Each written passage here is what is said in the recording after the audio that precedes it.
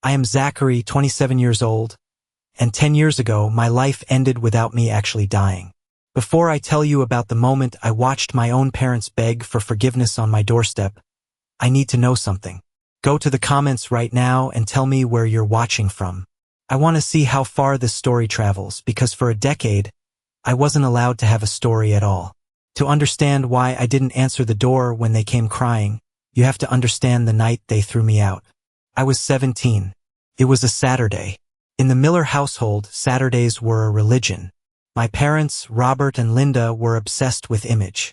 We weren't just a family. We were a performance art piece for the neighborhood. Dad was the provider, the stoic pillar of the community who loved to talk about his salary and his investments. Mom was the glue, the perfect hostess who could bake a pie and gossip about the neighbors in the same breath. Then there was Jake, my older brother, who was essentially a carbon copy of my father but without the spine. And finally, there was Anne, and was my adopted sister. My parents brought her home when she was 8 because the perfect family portrait needed a daughter to be complete. She was 16 that night. For years, I was the one who helped her with her math homework. I was the one who scared off the bullies when they made fun of her for being adopted. I was the good one. I was the safe one, or so I thought. That night was supposed to be a celebration of my parents' anniversary. The house was packed. Aunts, uncles, grandparents, the local pastor. Everyone who mattered in our small, suffocating town was there. The air smelled of expensive roast beef and my mother's overpowering perfume. I was in the kitchen, refilling the ice bucket, feeling good. I had decent grades, a girlfriend named Emma who I thought was the love of my life, and a college fund that was finally looking healthy enough to get me out of this town. I walked into the dining room, placing the ice on the sideboard. That's when I saw Anne. She was sitting at the kids' end of the massive table, but she wasn't eating. She was vibrating. That's the only way I can describe it. Her hands were gripping the tablecloth so hard her knuckles were white. She looked pale, clammy. "Anne," I whispered, leaning in. "You okay?" She flinched like I had burned her. She looked up at me, and her eyes were wide, filled with a terror I didn't understand. "I have to," she stammered. Her voice was too loud in the sudden lull of conversation. My father, Robert, stood at the head of the table, holding a wine glass. "And sweetheart, what is it? You want to make a toast?" The room went silent. 30 pairs of eyes turned to the 16-year-old girl trembling in her chair, and stood up. She looked at Mom. She looked at Dad. Then she looked at me, and in that split second, I saw something shift in her face. It wasn't fear anymore. It was calculation. It was survival. "I need to tell you all something," she said, her voice cracking perfectly. "Go ahead, honey," Mom cooed. "We're all family here. I'm pregnant," and whispered. The silence that followed was heavy, instantaneous, and suffocating. You could hear the grandfather clock ticking in the hallway. My father's smile froze. My mother's hand went to her pearls, a cliché unfolding in real time. "Pregnant," Dad repeated, his voice dropping an octave. "Who? And who did this?" And began to cry. Not just cry. She sobbed, her shoulders heaving, her face burying itself in her hands. It was a performance worthy of an Oscar. "He forced me," she wailed. "I said no. I said we shouldn't. But he forced me." The room erupted in gasps. My uncle stood up. "Who, Anne? Give us a name." She lifted a shaking finger. She didn't point at the door. She didn't point at the invisible boyfriend nobody knew about. She pointed at me. "Jackson," she choked out. "It was Jackson. My name isn't Jackson. Zachary." But in that moment, she called me by my middle name, the name only family used when they were serious. Zachary. I stood there, holding a napkin, my brain completely short-circuiting. It was like she was speaking a foreign language. "What? And what are you talking about? That's sick." I looked at my dad, expecting him to laugh, expecting him to say, "Don't be ridiculous," and "Zach is your brother." But he wasn't laughing. His face had turned a shade of purple I'd never seen before. The veins in his neck were bulging. He looked at me and I didn't see recognition. I saw pure, unadulterated hatred. Dad, she's lying, I said, my voice rising. I never touched her. I swear to God, I never. I didn't finish the sentence. My father crossed the room in 2 strides.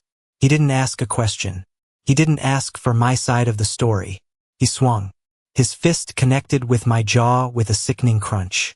I saw white flashes as my head snapped back. I crashed into the sideboard, sending the ice bucket and crystal glasses shattering to the floor. I tasted copper, blood, hot and metallic, filling my mouth. You animal! Dad roared, standing over me, his chest heaving. You sick, twisted animal. Robert, stop! My aunt screamed, but she wasn't rushing to help me. She was rushing to cover Anne's eyes. I scrambled backward on the hardwood floor, spitting blood. Dad, stop. I didn't do it. Listen to me. Don't you call me that, he spat. You don't have a father. Not anymore. I looked at my mother. She was holding and rocking her back and forth, and was buried in her chest, wailing. I locked eyes with my mom. Mom, please. You know me. I wouldn't. Mom looked at me. Her eyes were cold, dead things. Get him out of my sight, she hissed. Call the police. Get that monster out of my house. My brother Jake stepped forward. He looked at me on the floor, bleeding, surrounded by broken glass. He didn't offer a hand. He spit. A glob of saliva landed on my shoe. You don't deserve to breathe the same air as us, Jake said. Minutes later, the police were there. I was hauled out of the house in handcuffs, paraded past the neighbors who had gathered on their lawns. I saw the judgment in their eyes. In 10 minutes, I had gone from the golden boy with a college fund and a bright future to a social pariah. They took me to the station. They put me in a cold interrogation room with a mirror I knew was two-way. I sat there for hours, my jaw throbbing, my shirt stained with my own blood. The detective who came in wasn't aggressive. He looked tired. He looked at me with a mixture of pity and disgust. She's 16, son, he said. Statutory. Incest. You know how much time you're looking at. I didn't do it, I said. I was crying now, the shock wearing off, replaced by a terrifying reality. Test the baby. Do a DNA test. Check the dates. I was at soccer camp 3 months ago. Just, please, investigate. She gave a statement, the cop said. She was very detailed. She's lying, I whispered. She's scared of someone else, and she's using me. They held me overnight. But here's the thing about accusations without physical proof. They couldn't hold me forever without a charge, and the timeline Anne gave was shaky. The forensic nurse found no signs of recent trauma on her. It was her word against mine. By morning, they let me go. Pending further investigation, they said. I walked out of the station into the blinding morning sun. My lip was swollen. My shirt was stiff with dried blood. I had no phone. They had kept it for evidence. I had no money in my pocket. I thought the worst was over. I thought, okay, I just need to go home and explain. Once everyone calms down, we'll figure this out. I was a stupid, naive kid. I didn't know that my life as a miller was already over. I walked the 5 miles back to my house. Every car that passed me felt like an accusation. I kept my head down, praying nobody would recognize me. When I finally turned onto my street, I stopped dead. My stuff was on the lawn. It wasn't packed in boxes. It wasn't stacked neatly. It was strewn across the wet grass like garbage. My clothes, my trophies, my textbooks, my bedding. My laptop was smashed, the screen shattered, lying next to the sprinkler head. The front door opened. My father stepped out. He wasn't wearing his suit anymore. He was in jeans and a flannel shirt, holding a baseball bat. He stood on the porch, looking down at me like I was a stray dog that had wandered onto his property. I told you, he said. His voice wasn't yelling anymore. It was eerily calm. You aren't welcome here. Dad, I just want to get my keys, I said, my voice trembling. And my wallet. Please. You don't have keys, he said. And as for your wallet, consider the cash inside a severance package. Severance. I choked out. Dad, where am I supposed to go? Hell for all I care, he said. I spoke to the lawyer this morning, Zachary. You are out of the will. The inheritance? Gone. The college fund? Frozen. You are not a Miller. I am going to erase you from every document that ties you to this family. Mom! I yelled past him. Mom! I saw the curtain in the living room window twitch. I saw her face for a second, pale, tear-stained. Then the curtain fell back. She turned away. She chose her lie over her son. Get your trash and get off my property, Dad said, gripping the bat. If you're not gone in 5 minutes, I'm calling the cops and telling them you're trespassing and threatening us. I scrambled to gather what I could. I found my backpack. I shoved some clothes in it. I found my wallet lying in the mud. I opened it. $200. That was it. That was my net worth. I ran to my car, an old sedan I had bought with my own money from summer jobs. Thank God the keys were in the ignition. Dad must have thrown them there. I started the engine, the sound of it sputtering to life, the only familiar thing in a world that had turned upside down. I backed out of the driveway, looking at the house one last time. My father stood on the porch, watching me leave, like a guard dog protecting the castle from a virus. I drove. I didn't know where I was going. I just drove until the house disappeared, until the neighborhood disappeared. I pulled into a gas station parking lot 2 towns over. My hands were shaking so hard I couldn't grip the steering wheel. I needed to hear a friendly voice. I needed Emma. I went to the payphone. My cell was still with the cops, and dialed her number. I knew it by heart. It rang twice. Then someone picked up. Hello. It was Emma. Her voice sounded thick, like she had been crying. Emma. I breathed. It's me. It's Zach. Zach. She gasped. Oh my God. Where are you? I don't know, I said. I'm at a gas station. Emma, you have to believe me. And is lying. I never touched her. I know, she whispered. My heart stopped. You know. I know you, Zach, she said, sobbing now. You're the guy who cries during movies. You're the guy who saves spiders. I know you didn't do it. Thank God, I said, leaning my forehead against the cold metal of the payphone box. Okay, look, I need help. Can I come over? Just for a night. Silence. Emma, my parents, she stammered. They know about the arrest. The whole town knows, Zach. It's all over Facebook. People are saying you're a predator. But you know I'm not. My dad said if I talk to you, he's cutting me off, she cried. He said he'll pull my tuition. He said he'll call the police if you come near the house. I felt a cold pit open in my stomach. So, what are you saying? I can't lose my family, Zach, she wept. I can't. I'm sorry. Please don't call again. Click. The dial tone hummed in my ear. A flat, monotonous sound that signaled the end of my life. My family disowned me. My girlfriend left me. My name was Mud. I got back in my car. I screamed. I screamed until my throat bled, pounding the steering wheel until my knuckles bruised. Then I cried. I cried for the boy who woke up that morning thinking about college applications. That boy was dead. I started driving again. I didn't have a map. I just drove west. I drove until the sun went down. I drove until the gas light blinked red.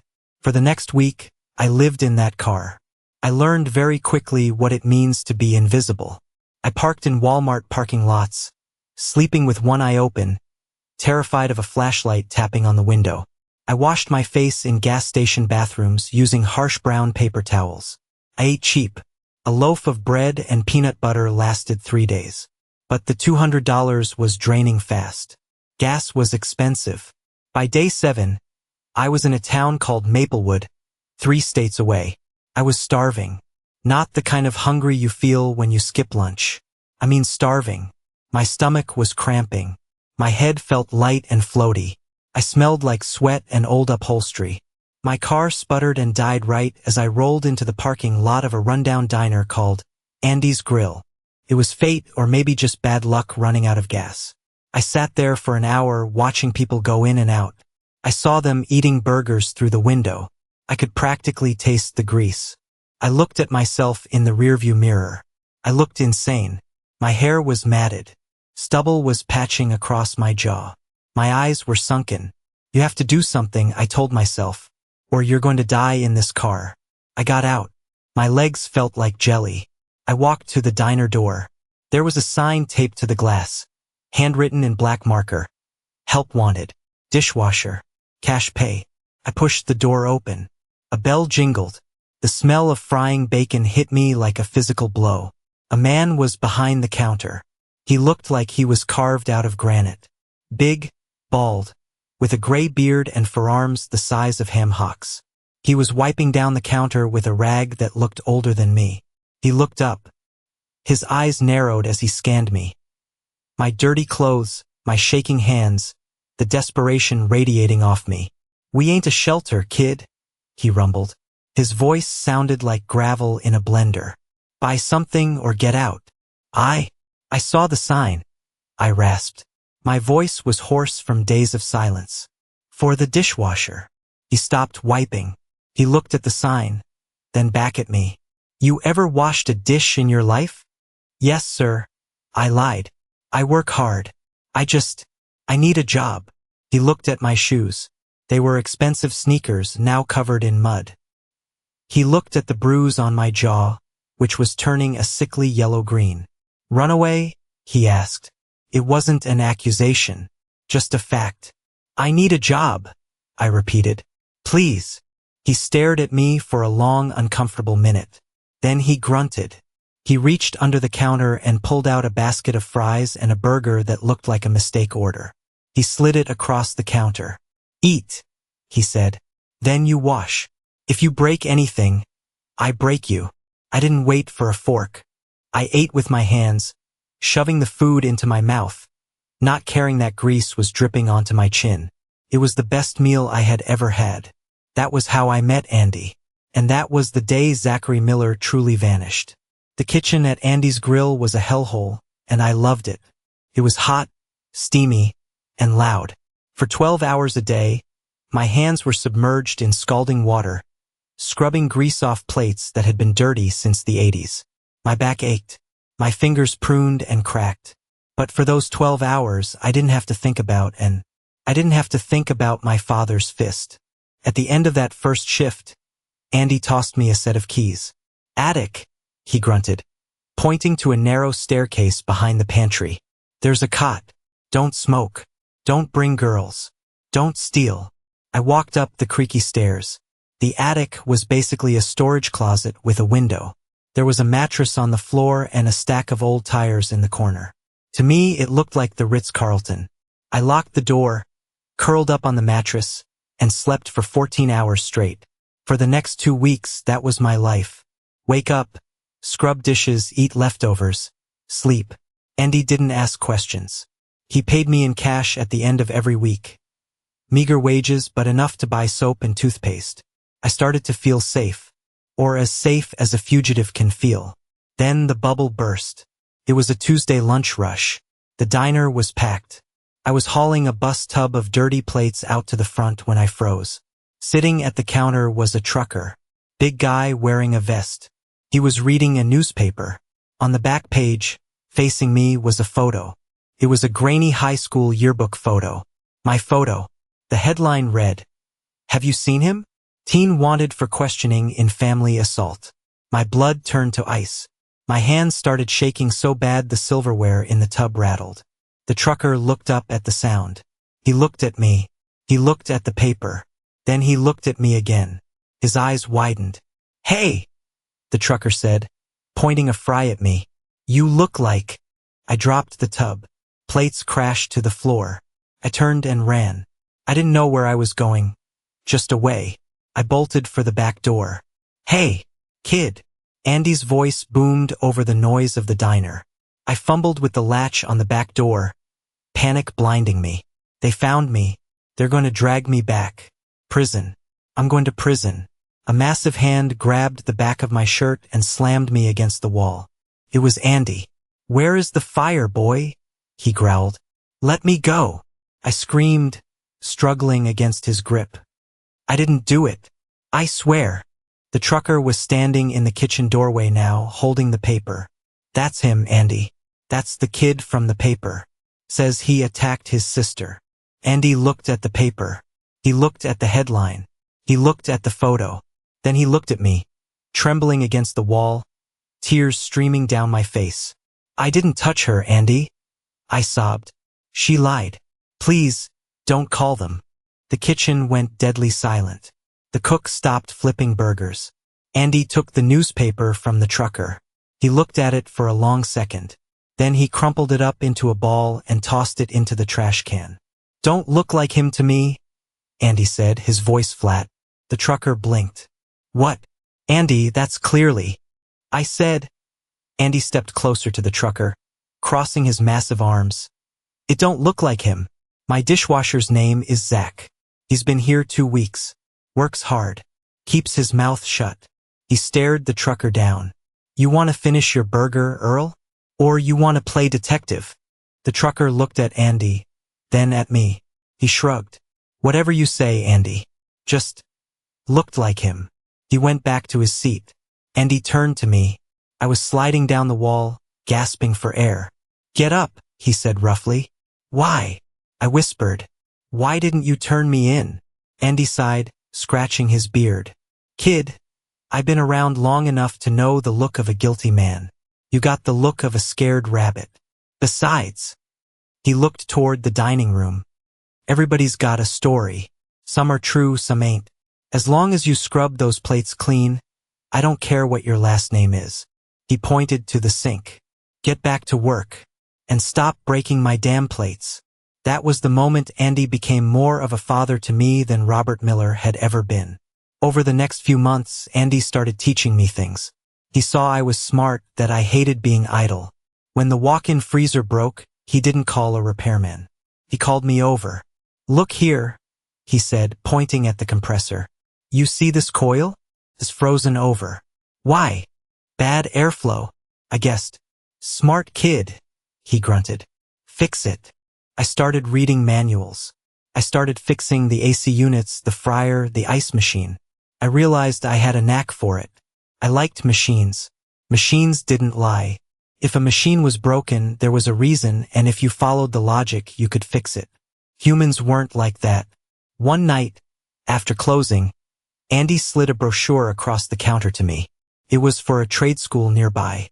HVAC certification. I can't, I said. I don't have a high school diploma. I don't have ID that I can use. I know a guy on the school board, Andy said, and you can get a GED. As for the ID, he reached into his pocket and pulled out an envelope. This is your salary for the last 6 months. I've been saving the extra. Use it to get a lawyer, get a name change, get whatever you need. Stop hiding, Zach. Build something. I opened the envelope. It was full of cash. I looked at him, my eyes burning. Why?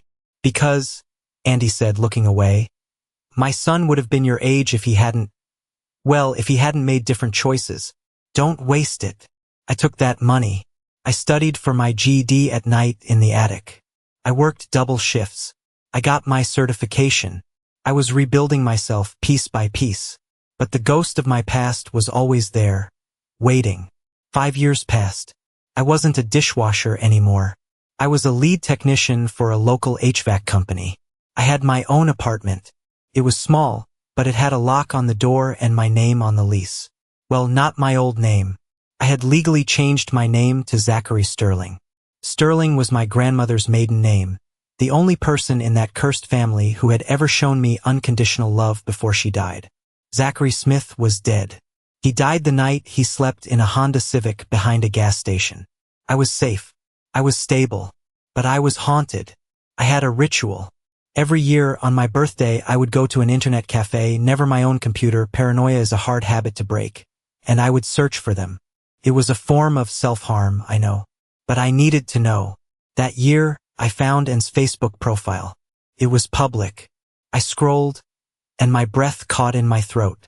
There were photos of a party. A welcome home party for Anne. And there, in the center of the photo, was Anne holding a baby. A little girl. maybe 4 years old. The caption read, "Happy 4th birthday to my little miracle, Lily. So blessed to have such a supportive family." My parents were in the photo. Dad was smiling, a genuine smile I hadn't seen in years. Mom was holding the cake. They looked happy. They looked perfect. Wait, the math. And accused me when she was 16. The baby was 4 now. That meant she kept the baby. That meant my parents were raising the child of the assault. And they looked so guilt-free. They were playing grandparents to the child born from a lie. I felt a surge of bile in my throat. I wanted to smash the screen. How could they sleep at night? How could they celebrate birthdays and holidays while I was erased? But then I saw something else. A comment from my brother Jake. "Best niece ever. Glad we kept the circle tight." Kept the circle tight. That was their code for protected the lie. I logged off. I walked out into the rain. I stood on the sidewalk and made a vow. I will never let them hurt me again. I will become so successful, so untouchable, that their opinion of me doesn't matter. I threw myself into my work. I became a machine. I took every overtime shift. I volunteered for the crawlspace jobs nobody wanted. One summer, I was working with a guy named Derek. Derek was a new hire, young, kinda clumsy, but a good kid. We were servicing a unit in a high-end mansion. The owner was a wealthy woman who watched us like a hawk. While we were packing up, the woman came screaming out of the kitchen. "My ring!" she shrieked. "I left my diamond ring on the counter. It's gone. You stole it." She pointed a manicured finger right at Derek. Derek went pale. "Ma'am, I was in the basement the whole time." "You're a thief," she yelled. "I'm calling the police. I'm calling your boss." I saw the look in Derek's eyes. It was the same look I had in the dining room 10 years ago. Pure terror. The realization that the truth doesn't matter when power is involved. I stepped in front of Derek. "Ma'am, nobody is calling anyone yet," I said, my voice low and steady. "Excuse me?" she snapped. "Empty your pockets." "We will," I said. "But first, I'm going to check the return vent in the kitchen." "Why?" "Because you have a high-velocity system," I explained calmly. "And if you put a light ring next to a return vent when the fan kicks on." I walked into the kitchen. I unscrewed the vent cover on the wall. I reached my hand deep into the ductwork. I felt around the dust and debris. My fingers brushed against something cold and hard. I pulled it out. A diamond ring. I held it up. "Is this it?" The woman went silent. She snatched the ring back. She didn't apologize. She just muttered, "Oh, well, get out." In the truck, Derek was shaking. "Man, you saved my life. I have a record, Zach. Stupid stuff from when I was a kid. If cops came, they would have pinned it on me for sure." I gripped the steering wheel. "I know, Derek. I know." That was the turning point. I realized I couldn't just work for someone else. I needed to build my own fortress. I used my savings. I took out a loan. I started Sterling Heating and Air. Started with 1 van, then 2, then 5. I was ruthless with quality. I hired guys like Derek, guys who needed a second chance but had good hands. We showed up on time. We didn't overcharge. In a town of scammers, integrity was a unique selling proposition. By the time I was 27, I had a fleet of 10 trucks. I had a receptionist. I had a reputation. I was making a salary that dwarfed what my father ever made. I bought a house, a real house with a yard for a dog I named Buster. I had done it. I had won. But victory is lonely.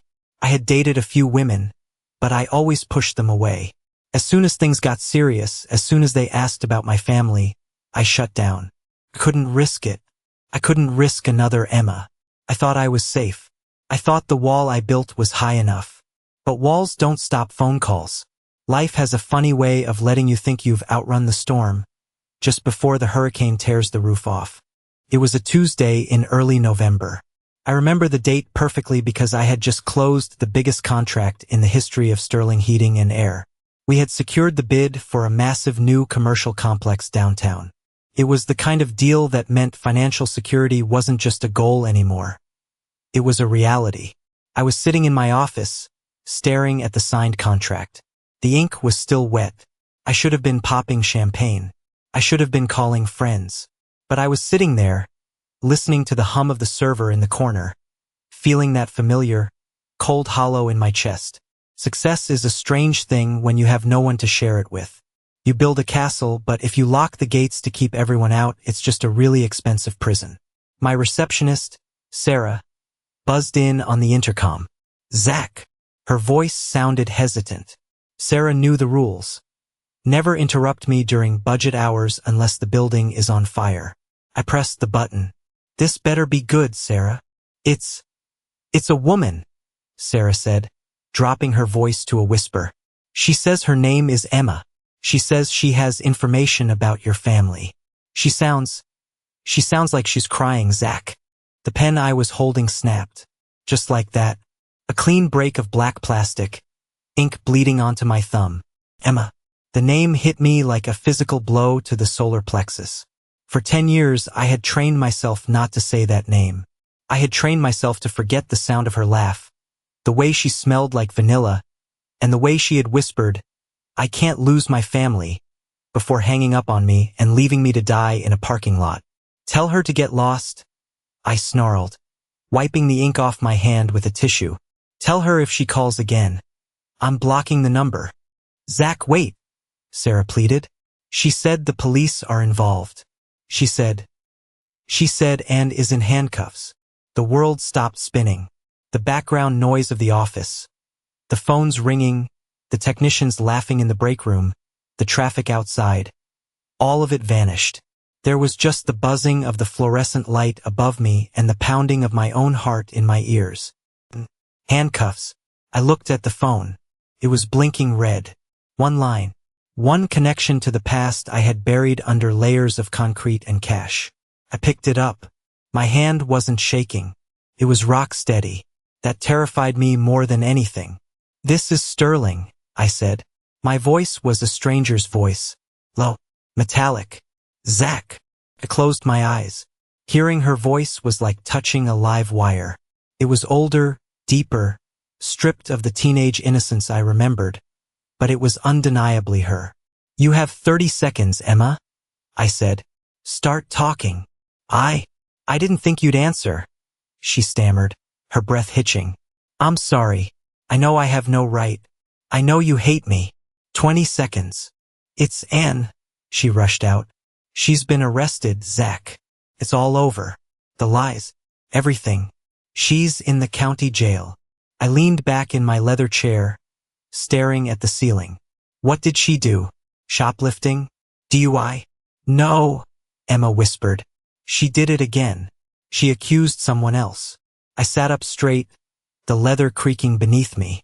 A cold chill ran down my spine, sharper than any winter wind. Who? I demanded.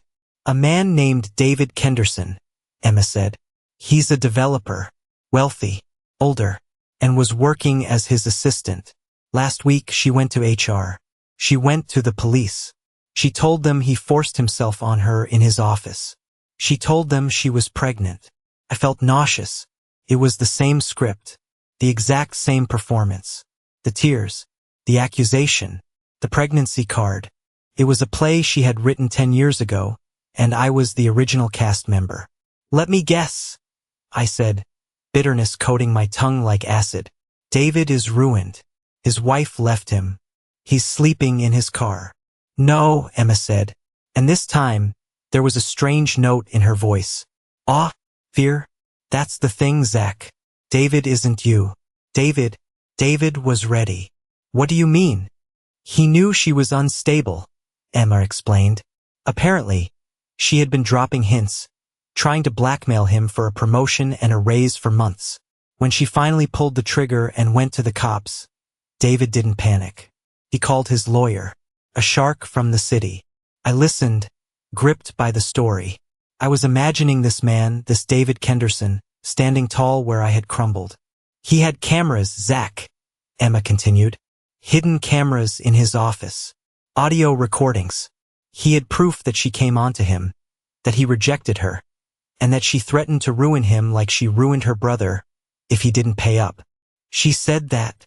I whispered. She mentioned me?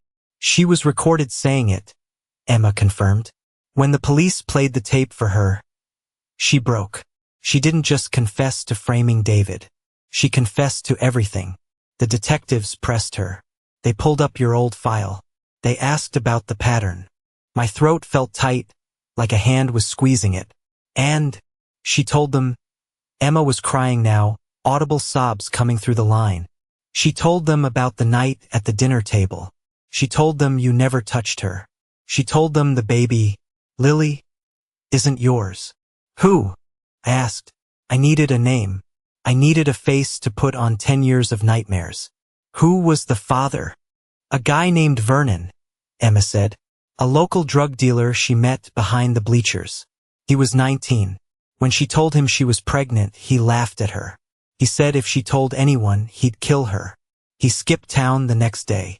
I closed my eyes, visualizing the scene. A scared 16-year-old girl. A dangerous boyfriend. A belly full of consequences.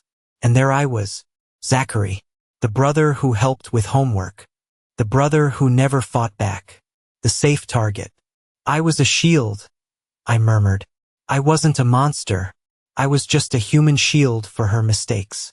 She chose you because she knew everyone would believe her, Emma said, her voice trembling with guilt. She chose you because you were good, Zach. Because you were the golden child's protector. She weaponized your kindness against you. Silence stretched between us. The truth was out. It was floating in the air, heavy and undeniable. But it didn't feel like a victory. Felt like an amputation. I looked at the framed certification on my wall, the one Andy had paid for. I looked at my hands, rough from years of manual labor. Zach, Emma asked softly, are you still there? Why are you calling, Emma? I asked, my voice devoid of emotion. Why now? Why not 5 years ago? Why not the day I left? I needed you to know, she wept. And I needed to say I'm sorry. I was a coward. My parents threatened to stop paying my tuition, to cut my college fund, and I chose money over the truth. I chose comfort over you. I have to live with that every day. Yes, I said. You do. I didn't offer forgiveness. I didn't say it's okay, because it wasn't okay. Forgiveness is cheap when you haven't paid the price of the damage. Thank you for the information, Emma, I said. Don't call this number again. I hung up before she could say goodbye. I sat there for a long time. The sun moved across the floor of my office. The shadows lengthened. I didn't move. I felt like I had been holding my breath for 10 years. And suddenly, I had exhaled. But my lungs didn't know how to take the next breath. My computer pinged. An email notification. Then another. Then my phone started buzzing with text messages. It was starting. I opened a local news site. The headline was screaming in bold, black letters. Local woman arrested for extortion. Admits 2-decade OLD frame job. There was her mugshot. She looked older, haggard. The makeup was gone. The innocent, wide-eyed look that had fooled a town was replaced by the hard, bitter lines of a woman who had spent a decade spinning a web that finally caught her. I scrolled down to the comments. User 123. OMG. Isn't this the sister of that Miller kid who vanished? The one everyone said was a perv. Justice for all. I went to school with Zach Miller. He was a good guy. This makes me sick. His family destroyed him. Town gossip. I always thought something was off about her story. Poor guy. I laughed. A dry, humorless bark of a laugh. Suddenly, everyone was an expert. Suddenly, everyone always knew. Where were these people when I was sleeping in a Honda Civic? Where were they when I was washing dishes for scraps? They were the same people who crossed the street to avoid me. My office door opened. It was Kevin, one of my senior technicians. He looked pale. Boss, he said, holding his phone. Have you seen this? The news? It's about you. I looked at Kevin. He was a good kid. Young. Eager. Just like I used to be. I saw it, Kevin, I said calmly. Is it true? He asked. You were innocent the whole time? Yes, I said. I was. Kevin looked at me with a new expression. It wasn't just respect for his boss anymore. It was something deeper. Man, I don't know how you're standing here. If my family did that to me, I'd want to burn the world down. Fire doesn't fix anything, Kevin, I said, standing up and grabbing my keys. It just leaves you with ashes to clean up. And I'm done cleaning up other people's messes. I walked out of the office. I walked past the receptionist desk where Sarah was staring at me with wide, teary eyes. I walked out to my truck. I sat in the driver's seat, gripping the wheel. I thought I would feel vindicated. I thought I would want to drive to my parents' house and scream in their faces. I told you so, but I didn't. I just felt tired. A bone-deep exhaustion that sleep couldn't fix. My phone buzzed again. A voicemail. I checked it. It was from a number I didn't recognize. I played it. Mr. Sterling? This is David Kenderson. I believe we have a mutual enemy. My lawyer tells me your testimony could be the final nail in the coffin. I'm going for blood, Zach. I'm going for custody arrangements regarding her child. I'm suing for every penny of inheritance she might claim. I want to make sure she never destroys a man again. Call me. I stared at the phone. This was it. The crossroads. I could walk away. I could let the police handle it. I could stay in my safe, quiet life as Zachary Sterling. Or I could step back into the fire. Not as a victim this time, but as a witness. As the hammer of justice. I looked at my reflection in the rearview mirror. The scared 17-year-old boy was gone. The man staring back had gray hairs at his temples and scars on his hands. I started the truck. I wasn't going to hide anymore. This is the moment that changed everything. The moment the weight of 10 years was lifted off my shoulders, not by a hug or an apology, but by the cold, hard truth revealed in a police interrogation room. I finally reclaimed my name, but the battle was far from over. If you have been listening this far, you are incredible. Please, do me a huge favor. Hit that like button and comment number 1 below. Let me know you're riding shotgun with me on this journey. It not only helps more people find this story, but it tells me that my pain wasn't for nothing, that it means something to you. Your support is the fuel that keeps me going as I prepare to face the people who erased me. When the truth comes out, it doesn't just set you free. It burns everything around you to the ground. In the weeks following Anne's arrest and confession, the house of Miller crumbled.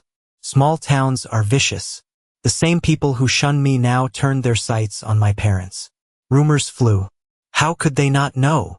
What kind of mother chooses an adopted daughter over her own son? I heard Robert lost his job. It was true.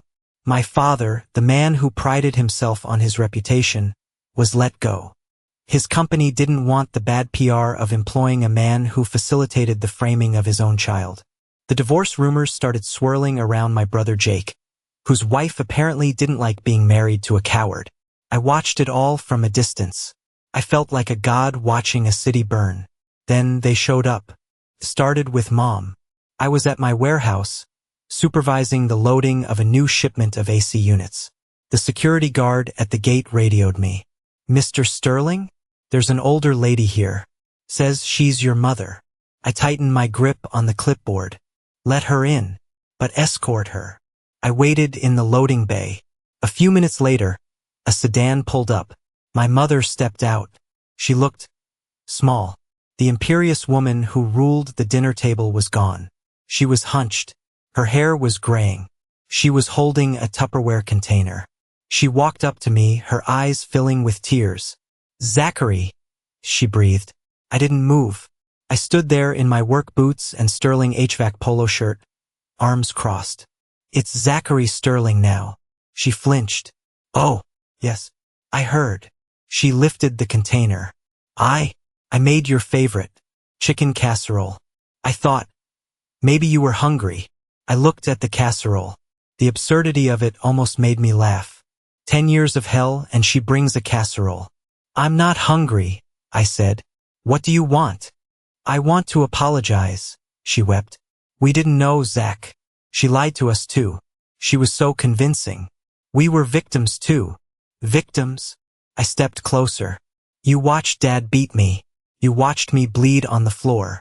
You didn't ask me a single question. You threw my clothes in the mud. Your father was so angry, she sobbed. I was scared. You weren't scared, I said coldly. You were relieved. You preferred the lie because it was cleaner. It was easier to sacrifice me than to admit your perfect daughter was flawed. Please, she reached for my hand. We miss you. The house is so empty. Dad he's not doing well. We want you to come home. I am home, I said, gesturing to my warehouse. This is my home. Zach, please. Take your casserole, I said, and leave. If you come back, I'll file for a restraining order. She stood there, stunned. She wasn't used to hearing no. She set the casserole on a shipping crate and walked away, sobbing into her hands. I threw the casserole in the dumpster. 2 days later, it was Dad. He didn't come with food. He came with attitude. He barged into the reception area, bypassing Sarah. I heard the commotion and opened my office door. There he was, Robert Miller. He looked older, thinner, but the arrogance was still there. Sir, you can't be back here. Sarah was yelling. It's okay, Sarah, I said. Let him in. Dad walked into my office. He looked around, taking in the mahogany desk, the awards on the wall, the view of the lot full of trucks. You've done well, he said. No hello. No sorry. Just an appraisal. State your business, I said, not inviting him to sit. Don't speak to me like that, he snapped, the old reflex kicking in. Then he caught himself. He sighed. Look, son, things are complicated. This lawsuit from Kenderson is going to bankrupt us. The legal fees, the damages. He's talking about taking the house. Sounds like a problem, I said. We need you to talk to him, Dad said. He's your ally, right? Tell him to back off. Tell him we've suffered enough. We lost our daughter to prison. For Christ's sake. You didn't lose her, I said. You enabled her. We made a mistake. Dad slammed his hand on my desk. We are human, but we are family. Blood is thicker than water, Zachary. I'm not a Miller, I reminded him. You said it yourself. You erased me. I was angry, and now I'm indifferent, I said. I pressed the intercom button. Security, I have a trespasser in the executive office. Please remove him. Dad's jaw dropped. You're calling security? On your father. You're not my father, I said, looking him dead in the eye. My father was a man named Andy who ran a diner and taught me how to be a man. You're just a guy who owes me a childhood. 2 burly guards appeared at the door. Sir, you need to leave, one said. Dad looked at me, his face turning that familiar shade of purple. But he didn't swing this time. He knew he had no power here. You're a cold bastard, he spat as they let him out. I learned from the best, I replied. A week later, a box arrived. No return address. I opened it. It was full of letters. Dozens of them. Unopened. They were the letters I had sent in the first month after I left. The letters where I begged them to believe me. The letters where I told them I was hungry and cold. They had kept them. They had never opened them. And now they were sending them back? Or maybe Mom sent them to show she had kept them. I didn't care. I took the box to the warehouse floor. I threw it into the incinerator we used for trash. I watched the flames curl around the envelopes. I watched my desperate, teenage words turn to ash. I thought that was the end of it. I thought I had burned the bridge completely. But the devil always has one last card to play. And her name was Anne. I thought I was done. I thought throwing my parents out of my office and burning their letters was the period at the end of the sentence. But the past is a stubborn thing. It doesn't just disappear because you want it to. It lingers in the cracks of the pavement, waiting to trip you up one last time. 3 months after Anne's arrest, I received a letter. It wasn't from a lawyer. It wasn't from my parents. It was a plain white envelope with a stamp that was slightly crooked. The return address was stamped in red ink. Maple Ridge Correctional Facility. I stood by my mailbox, the wind biting at my face, holding that envelope like it was a bomb. Inside was a single sheet of lined yellow paper. The handwriting was shaky, barely recognizable as the neat, bubbly script and used to use to sign birthday cards. Zachary, I don't expect you to come. I don't deserve it. But the lawyers say I'm going away for a long time.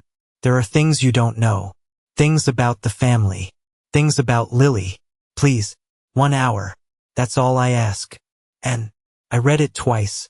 Then I crumpled it up and threw it in the trash. I went inside, fed my dog Buster, and turned on the TV. But I couldn't focus. The name Lily kept flashing in my mind. The little girl I had seen in the Facebook photos. The innocent child living in a house built on lies. Things you don't know. Curiosity is a curse. But so is silence. If I didn't go, I would wonder for the rest of my life what she had to say. A week later, I took a day off. I didn't tell anyone where I was going. Not Sarah. Not my guys. I drove 2 hours north, deep into the rural wasteland where they keep the people society wants to forget. The prison was gray concrete and razor wire, sitting in the middle of a dead cornfield. The air smelled of diesel fumes and desperation. I went through security. I surrendered my phone, my keys, my wallet. I felt naked without them. The guards patted me down with indifferent hands. Visitor for inmate 8940, the guard grunted. Booth 4. I walked into the visitation room. It was cold. A long row of plexiglass windows separated the free from the caged. I sat down at booth 4. The plastic chair was hard and bolted to the floor. A few minutes later, a door buzzed on the other side, and walked in. I barely recognized her. The golden hair was dull and pulled back in a severe bun. Her face, once plump with youth and arrogance, was gaunt. Her skin was sallow. She looked 20 years older than 26. She sat down. She didn't look at me. She picked up the receiver. I picked up mine. You came, she said. Her voice was tinny through the phone, stripped of its old musical quality. I had a free afternoon, I lied. My voice was steady, cold. You said you had information. Talk. She looked up then. Her eyes were red-rimmed. You look good, Zach. You look strong. I look like a man who survived, I said. Don't try to butter me up and we aren't siblings. We aren't friends. You are the person who stole 10 years of my life. Why am I here? She flinched. She looked down at her hands, twisting a piece of loose thread on her orange jumpsuit. I wanted to say I'm sorry, she whispered.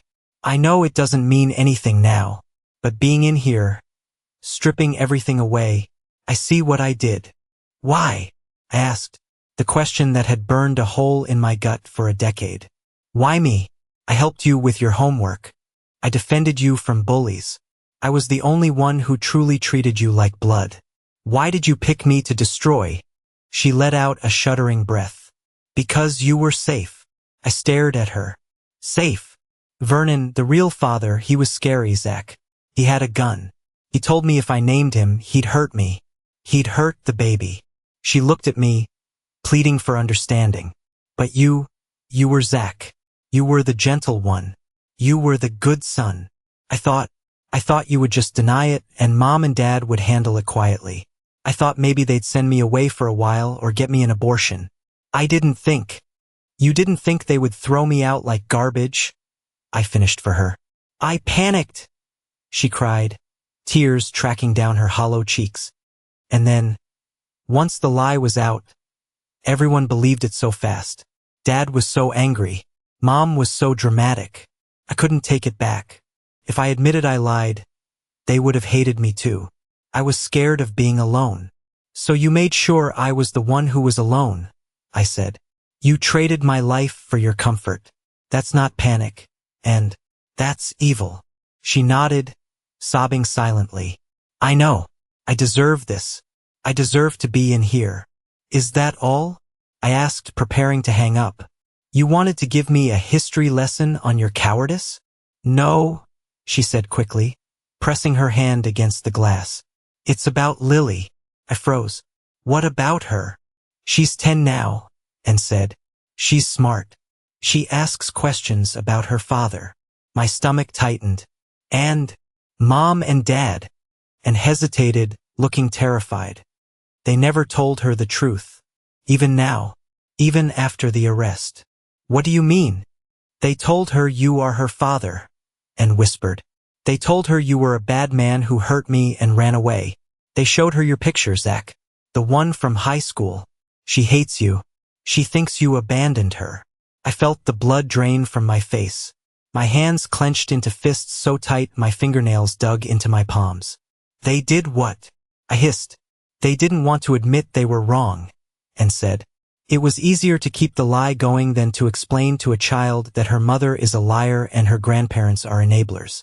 They poisoned her against you, Zach, to protect themselves. I stood up. The chair screeched against the floor. This was it. The final cruelty. They hadn't just erased me. They had turned me into a boogeyman for an innocent child. They had weaponized a little girl's mind to cover their own shame. You tell them, I said, my voice shaking with rage. You tell them that if they don't tell that girl the truth, the real truth, I will sue for defamation so hard they won't have a house to sleep in. I will put their names on every billboard in this county. I can't, and wailed. I'm in here. They won't listen to me anymore. Then that's your problem, I said. You built this house of cards. Watch it fall. I looked at her one last time. I didn't see a sister. I didn't see a victim. I saw a stranger who had consumed everything in her path to save herself. I hope it was worth it, I said. I hope the 10 years of comfort were worth dying in a cage. Zach, please, she screamed as I turned away. Don't leave me. You're the only one who knows the truth. Please. I didn't look back. I walked out of the visitation room. I walked through the heavy steel doors. I walked out into the gray afternoon. I got into my truck and just sat there. I didn't scream. I didn't cry. I felt a cold, hard resolve settling in my chest like concrete setting. They had used a child. That was the line. There was no going back from that. There was no clearing the air. There was only war. I pulled out my phone. I dialed a number I had saved but never used. David, I said when he answered. It's Zach. I'm ready. Let's burn them down. The civil trial wasn't a battle. It was an execution. David Kenderson didn't just have a lawyer. He had a team of sharks in Italian suits who smelled blood in the water. I wasn't the plaintiff, but I was the star witness. I sat on the stand and told my story. For the first time in history, people were legally obligated to listen to me. I looked at the jury, 12 strangers, and I told them about the night at the dinner table.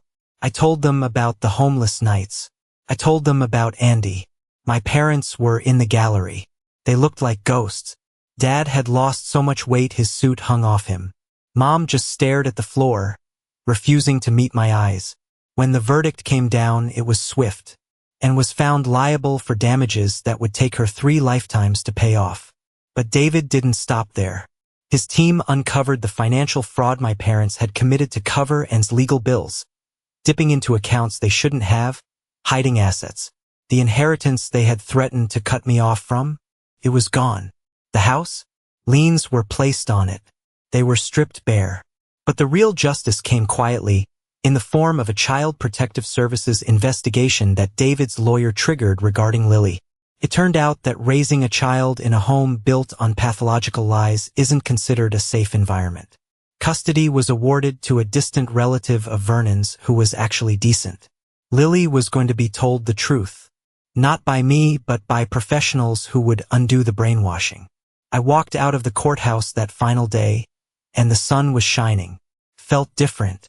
The air tasted cleaner. David shook my hand on the steps. We did it, Zach. You did it, I said. I just told the truth. The truth is a weapon, he said. You wielded it well. Life moved on. And this time it moved forward. I met Rachel about 6 months later.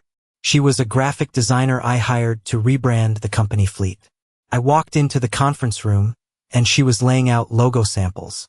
She looked up, tucked a strand of dark hair behind her ear, and smiled. You must be the man who built the empire, she said. I'm just the guy who fixes the AC, I replied. We went to dinner that night. I didn't mean to tell her everything, but Rachel had a way of listening. A stillness that made you want to fill the silence. I told her about the prison. I told her about the trial. I told her about Andy. She didn't look at me with pity. She reached across the table and took my hand. Her skin was warm. "You're not broken, Zach," she said firmly.